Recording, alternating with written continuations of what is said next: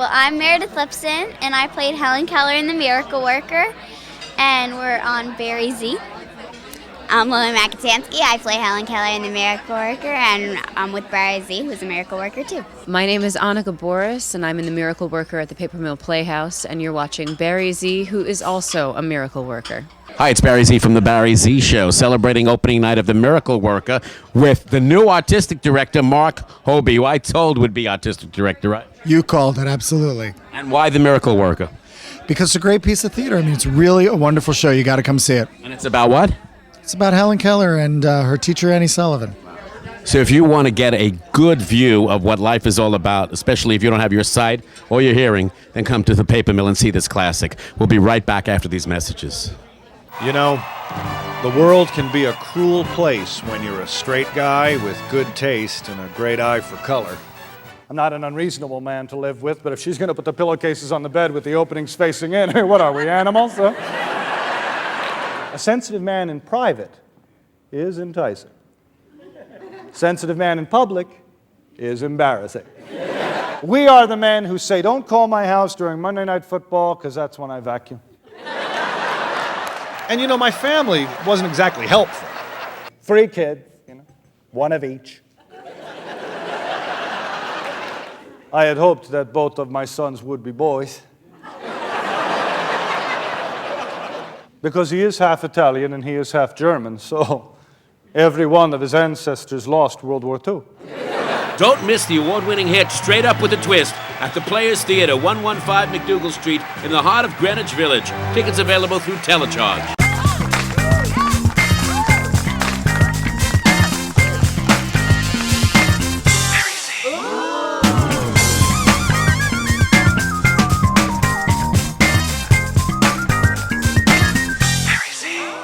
Hi, it's barryz from the barryz Show, celebrating opening night of The Miracle Worker at the Paper Mill Playhouse with the executive director, Mark W. Jones, right?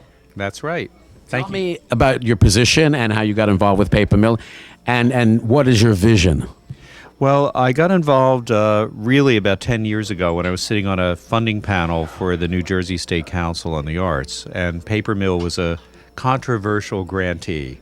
Why do you say that? In the sense that the theater was in a slight decline. When Broadway was a scary place to go in the 80s, Paper Mill had its heyday and sold lots of tickets, had over 40,000 subscribers. But what happened eventually is that when Broadway made a comeback, Paper Mill had more competition. They failed to adjust, and sales declined, people found other interests, they began to deficit spend, and eventually they ended up in a pack of financial trouble, which culminated in last March's near-death experience, we call it. Right now, our big priority is to balance our budget this year, continue to keep the artistic quality high, and we're very pleased with this production, as we have been with the first 2 this year, Happy Days and Meet Me in St. Louis. And we're planning a terrific season for next year, and our goal is to get our books balanced, but also keep the productions rolling and attract more audience, because we think it's there. Hi, it's barryz from the barryz Show, celebrating opening night of The Miracle Worker at the Paper Mill Playhouse with the new artistic director, Mark Hoebee. I knew it would happen. Yes, you called it first, actually. You called it here, and you kept trying to trip me up all fall saying artistic director when I was only acting. But now it's official, so you can say Mark Hoebee, artistic director. How does it feel to be artistic director of the Paper Mill Playhouse? It's a great honor, I have to tell you. I mean, I've been here for 7.5 years, and certainly given 100% in any positions that I've had here. But it's a real thrill and an honor to be named artistic director, and I'm very, very happy. Tell us why you selected for this season The Miracle Worker. Well, we selected it for 2 reasons. One is because it's a great show. I mean, it really is a great piece of theater. It's a classic. It definitely is a classic. And it's a wonderfully scripted show. I mean, you saw it tonight. It's both funny and touching. Miss Sullivan, I have decided to give you another chance. To do what? To remain in our employ, but on 2 conditions. I am not accustomed to rudeness from servants or women, and that is the first. If you are to stay, there must be a radical change of manner. Whose? The other side of it, though, is it speaks exactly to our core mission of access. I mean, to watch that show and see it be sign interpreted or open captioned for people with, audio loss or and audio described for people who are visually impaired, to just imagine what it must be like for people who don't have their senses. And the show speaks to it, it serves our mission, and we were able to celebrate all those things tonight. Were you familiar with this show from the movie with Anne Bancroft and Patty Duke? Oh, sure, I'd seen it when I was a kid, and I also read a biography when I was in 5th grade on Helen Keller, and I read the play, too. So, it's been around, but what's amazing now is there are a lot of young people who don't even know who Helen Keller is. And we have to remind them, we have to tell them it's an important story. W-A-T-E-R, water. It has a name.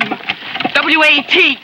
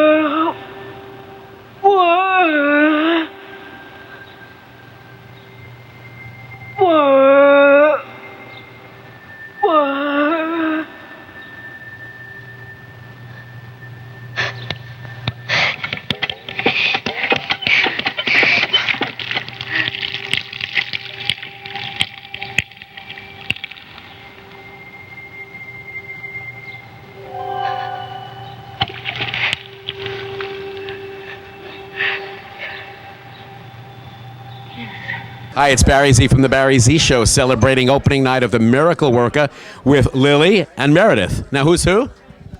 I'm Lily. And I'm Meredith. Tell us about your roles. You both have the same role, right? Yeah.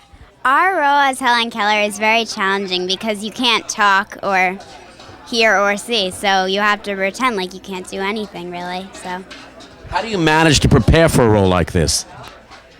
Well, you really can't prepare. I mean, you have to just go in and do your best, and you really have to listen. Wow. Now, we saw you perform tonight, right? You did, yes. I think I wanted to do this role because I think that Helen Keller, the story of her life is so important to get to the audience. Why is it so important? Because some people, I think, don't know the values that she did and how she overcame everything that she did. So I thought it'd be interesting to take the role. D-O-N-N.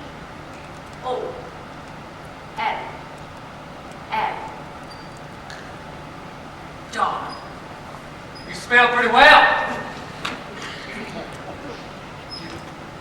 Found out she's ticklish? She is. What is it? Game? An alphabet. Alphabet? For the deaf.